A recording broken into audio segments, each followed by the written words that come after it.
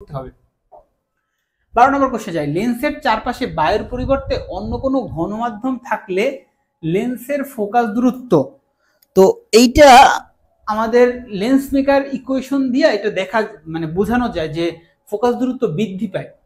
তো আমি আর ওইদিকে ওইসব অ্যানালাইসিসে যাচ্ছি না, যেহেতু তোমরা শর্ট সিলেবাসের ব্যাচ প্লাস হইল তোমরা ওই এইসব ইকুয়েশন নিয়ে ডিল করা শেখো নাই, তাই আমি তোমাদের জন্য সাজেশন থাকবে ওই ইকুয়েশনগুলো জানলে এইগুলো খুব পারা খুব ইজি।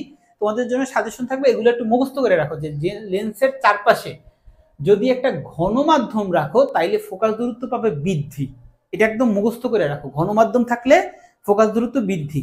যদি মুখস্থ মানে বুঝা না পেলে মুখস্থ রাখতে কষ্ট হয় তাহলে এরকম ভাবে মনে রাখবা।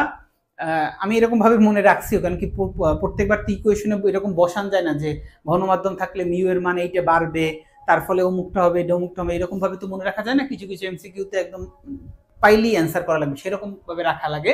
তো ওই ক্ষেত্রে মনে রাখতাম ঘন জিনিসটা মানে কি, কোনো একটা জিনিস ঘন হওয়া মানে কি গাঢ় হইতে আছে বৃদ্ধি পাইতে আছে এরকম না, তো তখন ফোকাস দূরত্বটা বৃদ্ধি পাবে।